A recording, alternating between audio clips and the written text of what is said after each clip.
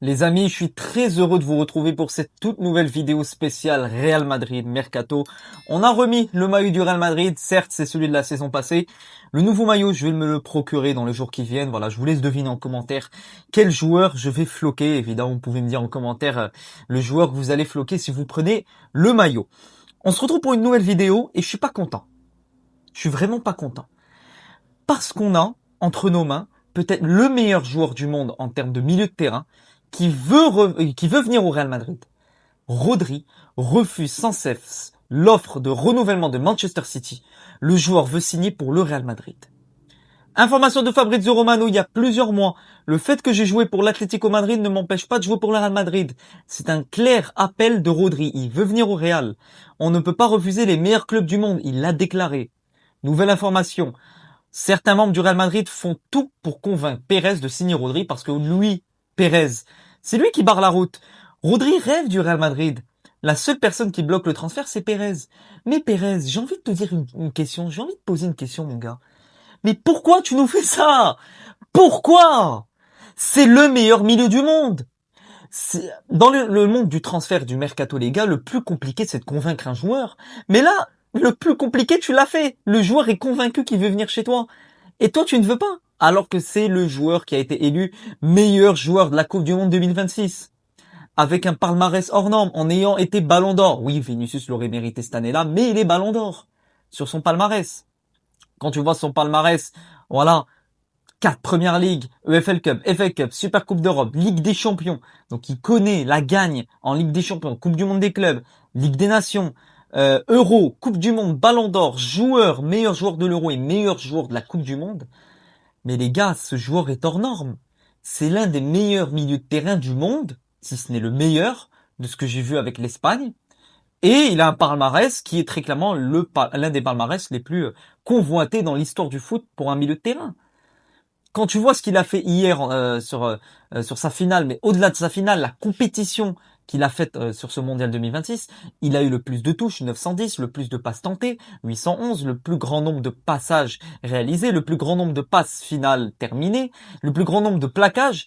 C'est un contrôleur d'espace. Quand tu vois sa hitmap, le mec, il est partout. Et c'est le mec qu'il nous faut au Real Madrid. C'est lui qui est le transfert le plus important pour le Real. Ce n'est pas Michael Olise, il faut pas se tromper. C'est lui qui permettrait de rééquilibrer la balance au Real Madrid. Quand tu vois l'ensemble de ses passes dans cette Coupe du Monde 2026, ce n'est pas un mec comme Tchouaméni qui va te faire des passes derrière, des passes vraiment sans risque, juste pour pas prendre de risques et pour être assez prudent. Le mec il casse des lignes, le mec a une vision, le mec a une vista, le mec il contrôle le jeu, il contrôle le tempo, il est très calme dans son jeu. Très difficile à presser, très difficile à récupérer le ballon sur un joueur comme Rodri. C'est très difficile de le tacler. C'est un excellent joueur. Quand tu vois sa hitmap comme ça, les gars, le mec, il est partout. Le mec, il peut te faire des passes lointaines, proches. Il est exceptionnel sur ce registre-là. Je vais vous faire une analyse complète. Installez-vous bien, prenez une petite boisson, un petit verre d'eau, de coca, je ne sais pas quoi. Mais installez-vous bien sur votre canapé. On va faire une petite analyse très sympathique sur Rodri.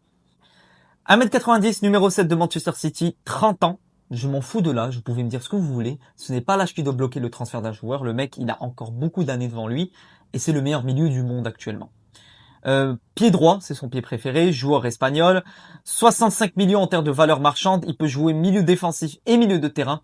Quand tu vois les caractéristiques du joueur, 100% de touche de balle pratiquement au milieu de terrain, très peu dans les buts, mais très très bon au niveau de ses duels remportés, de ses occasions créées, c'est lui, c'est le cœur du jeu et le cœur d'une équipe de football.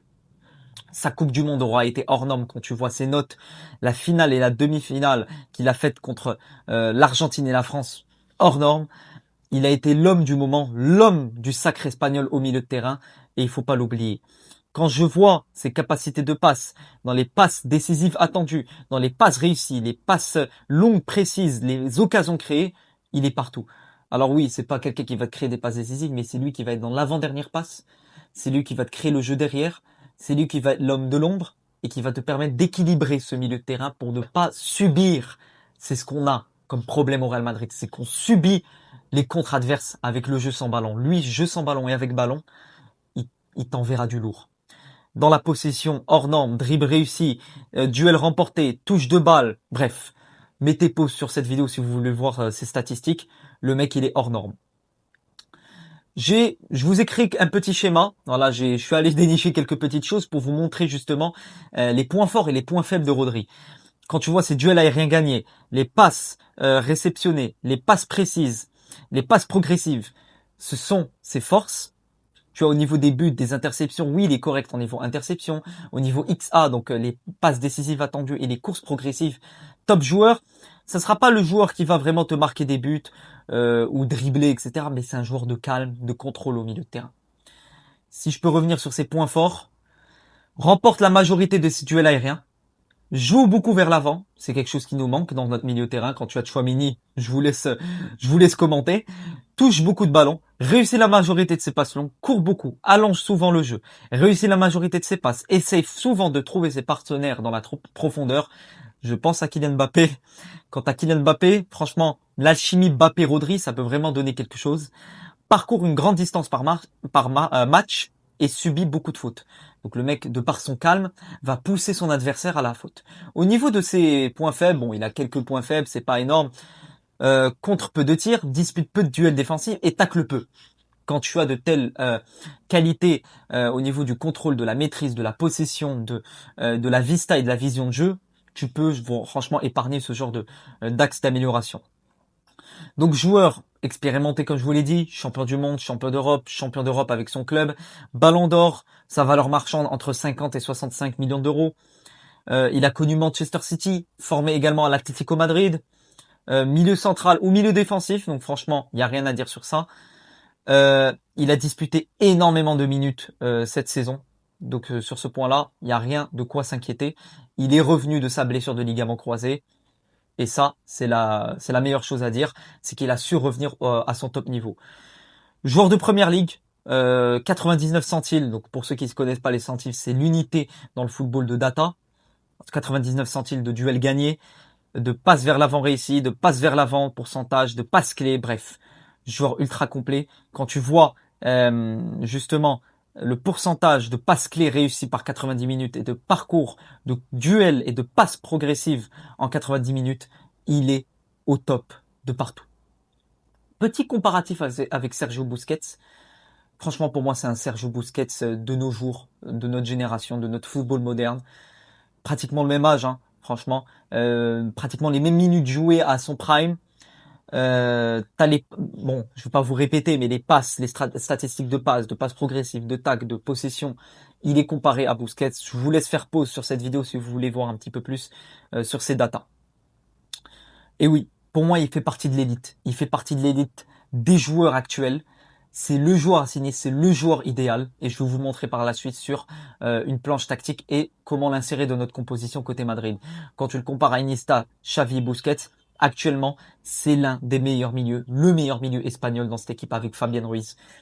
Ils forment un énorme duo avec Fabien Ruiz. Et quand tu penses au milieu espagnol, Pedri, Fabian, Rodri, l'Espagne a toujours eu une école de formation au milieu de terrain hors du commun.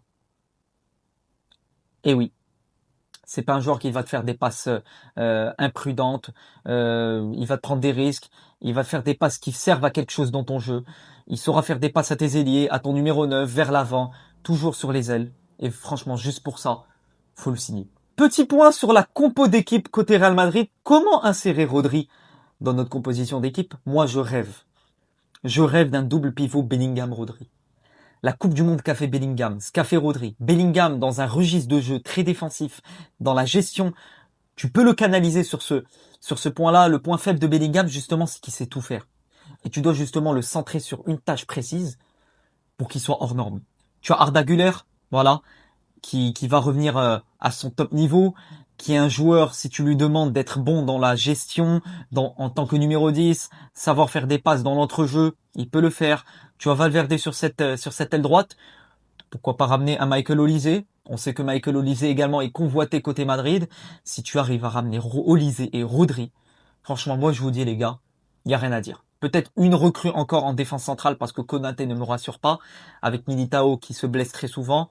Huysen qui peut justement pallier tout ça. J'ai hâte de voir Huysen sous José Mourinho. Mais Bellingham, Rodri, les gars, quel milieu de terrain. Ça ne vaut rien à côté d'un Tchouaméni, qui pour moi me déçoit énormément et pour moi c'est pas l'élite du football actuel. Vinicius, je l'aimais pas parce que à ce qu'on voit actuellement, il y a encore des doutes concernant sa prolongation. Est-ce qu'il va rester, est-ce qu'il va quitter? Je ne sais pas. S'il quitte, on a Rodrigo, on a Valverde sur le côté, on peut faire jouer Bellingham en 10, mettre Güler juste derrière. On a beaucoup de qualité dans cette équipe. T'as Marco Correa qui a signé et qui est pour moi le meilleur latéral gauche de cette Coupe du Monde. Tu as Carreras qui peut être dans la rotation. Tu as du Mastantuono, du Gonzalo, Brahim, co-meilleur passeur de cette Coupe du Monde.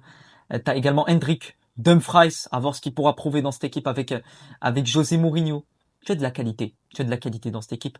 Mais moi, je trouve que avoir Rodri dans un 4-2-3, hein, dans un 3-5-2 également, ça peut te faire énormément de bien. L'avoir dans ce rôle défensif de gestion, franchement, j'ai envie de voir justement la connexion Mbappé-Rodri, Rodri-Valverde ou Rodri-Olysée, Rodri-Rodrigo ou Rodri-Vinicius, ce serait le top niveau.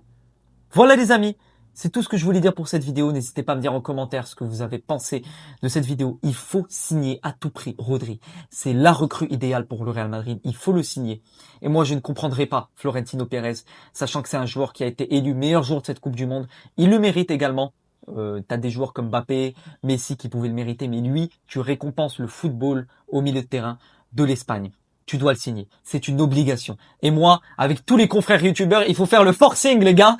Vous tous en commentaire, faites le forcing sur toutes les chaînes pour signer Rodri, parce que moi, franchement, je serais dégoûté s'il vient pas au Real Madrid. Prenez soin de vous, les amis. Si vous voulez me soutenir, un petit pourboire, likez la vidéo, commentez, partagez et abonnez-vous. Ça me fait énormément de plaisir, ça m'envoie énormément de force. On se retrouve dans les jours qui viennent pour d'autres vidéos à la Madrid, in Adamas, et à bientôt pour de nouvelles aventures. Ciao les gars.